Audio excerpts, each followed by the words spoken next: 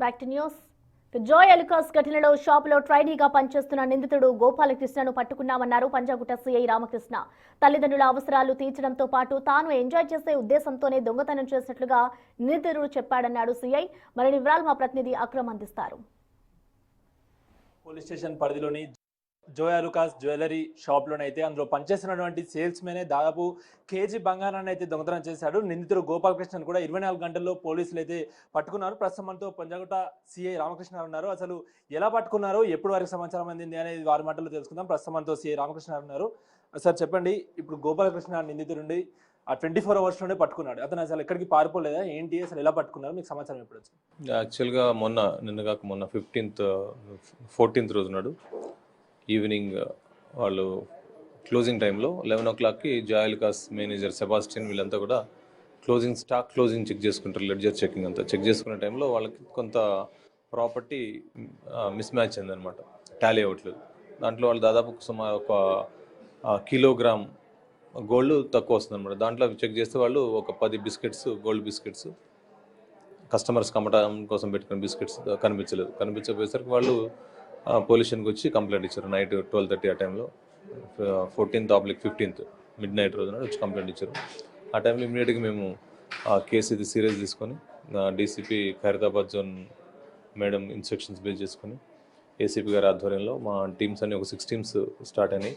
ఇమీడియట్గా CCTV cameras, తర్వాత అక్కడ ఉన్నటువంటి ఇన్ఫర్మేషన్ కలెక్ట్ చేస్తే దాంట్లో పనిచేసే గోపికృష్ణ తీసుకొని వెళ్ళిపోయాడని చెప్పేసి ప్రైమరీగా మాకు ఇన్వెస్టిగేషన్లో తెలిసింది. ఇమీడియట్గా ఒక 4 టీమ్స్ని సీసీటీవీ కెమెరాస్ కోసం పంపించాం. ఆ సీసీటీవీ కెమెరాస్ మాకు అప్ టు పెద్దంబర్పేట వరకు వచ్చాయి. ఓవర్ నైట్ మా వాళ్ళు కలెక్ట్ చేశారు.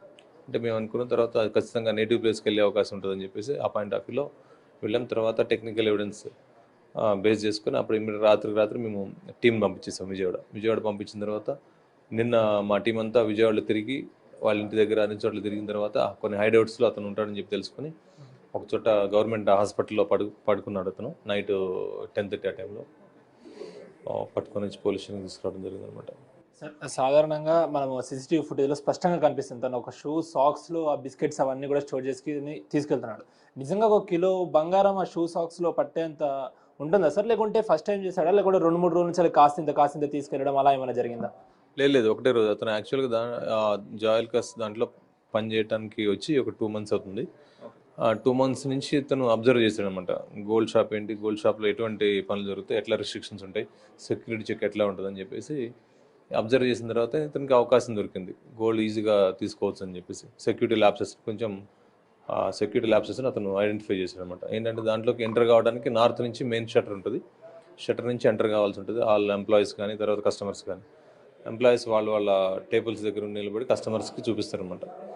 ఆ క్రమంలో గోల్డ్ ముందు ఎట్లా తీసుకెళ్లాలని చెప్పి ప్లాన్ చేసుకుని ఇతను విజయవాడ ఒక 1 week లీవ్ పెట్టేసి రిటర్న్ వచ్చేటప్పుడు బైక్ తెచ్చుకొని back side of the gate, పైనుంచి దిగి వచ్చే మెట్లు ఒకటి ఉంటుంది బ్యాక్ సైడ్, అక్కడ బైక్ రెడీగా పెట్టుకుంటాడు అనమాట. సో మార్నింగ్ నుంచి వచ్చిన దగ్గర నుంచి ఉద్యోగంలో ఉండి ఎప్పుడైతే అవకాశం దొరికిందో గోల్డ్ బిస్కెట్స్ అని సాక్స్లో, షూస్లో, ప్యాంట్లో పెట్టేసుకొని 5:30 ఆ టైంలో లోపల నుంచి బయటకు వస్తే సెక్యూరిటీ చెక్ జరుగుతుంది. లోపల నుంచి లోపలికి లిఫ్ట్స్ ఉంటాయి అనమాట. ఆ లిఫ్ట్స్ ఎక్కేసి డైరెక్ట్గా 4th floorకి వెళ్ళిపోతారు.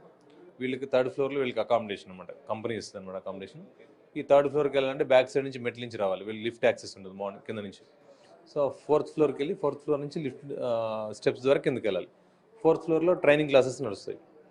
వీళ్ళు ట్రైనింగ్ క్లాస్కి వచ్చిన పర్సన్ అనుకొని వాళ్ళు పెద్దగా పట్టించుకోలేదు అనమాట. అక్కడ ఉన్న సెక్యూరిటీ గార్డ్ కూడా ట్రైనింగ్ వచ్చిన అతను అని చెప్పేసి అనుకున్న తర్వాత అతనికి ఈజీగా రిటర్న్ మళ్ళీ అతని అకామిడేషన్ వాళ్ళకి 3rd floorలో ఉన్న ప్లేస్ దగ్గరికి వెళ్ళి జస్ట్ అక్కడ బ్యాగేజ్ అంతా రెడీ చేసుకుని వితిన్ మినిట్స్లో బ్యాక్ సైడ్ స్టెప్స్ నుంచి బ్యాక్ సైడ్ వెళ్ళిపోయి బైక్ పెట్టిన ప్లేస్లోకి వెళ్ళి బైక్ తీసుకొని వెనక సందులో నుంచి సోమాజిగూడ మీదుగా టువర్డ్స్ విజయవాడ వెళ్ళిపోయాడు. సార్ ఇప్పుడు ఈ కేసులో నిందితుడు నార్మల్గా బంగారం దొంగతనం చేశారంటే బయట వాళ్ళు ఎవరో చేస్తూ ఉంటారు, కానీ ఈ కేసులో మాత్రం నిందితుడు అందులో సేల్స్ మ్యానే చేస్తున్నాడు. అతనికి ఆ మాత్రం కామన్ సెన్స్ కూడా ఉండకుండా ఉంటుందంటారు. అంటే సీసీ కెమెరాలు ఉన్నాయి, పక్కన రికార్డ్ అవుతుంటాయి, 2 నెలల నుంచి చేస్తున్నాడు. ఏ అత్యాశతో అతను ఇంతటి దారుణాన్ని కొడగట్టాడంటారు? ఇప్పుడు గోల్డ్ రేట్ చూస్తే మీరు ఈరోజు రేటు 150 నుంచి 160 వరకు పర్ తులా రేట్ ఉంది. దీనిని దృష్టిలో పెట్టుకొని అదేవిధంగా ఎదురుగా ఇంత పెద్ద మొత్తంలో గోల్డ్ కనబడేసరికి అతని ఫ్యూచర్ని వేరే రకంగా అతను ఊహించుకున్నాడు. ఊహించుకొని గోల్డ్ని ఇమ్మీడియట్గా అక్కడ దగ్గరలో ఏ గోల్డ్ అయితే గోల్డ్ ఆర్నమెంట్ తీయడానికి అవకాశం ఉందా, గోల్డ్ బిస్కెట్స్ తీయడానికి అవకాశం ఉందా అని చెప్పి ఈ 2 నెలల్లో చేసిన అబ్జర్వేషన్లో అతనికి ఈజీగా తీసుకునే వస్తువు ఏంటంటే గోల్డ్ బిస్కెట్స్ అతని దగ్గరలో ఉంటాయి కాబట్టి.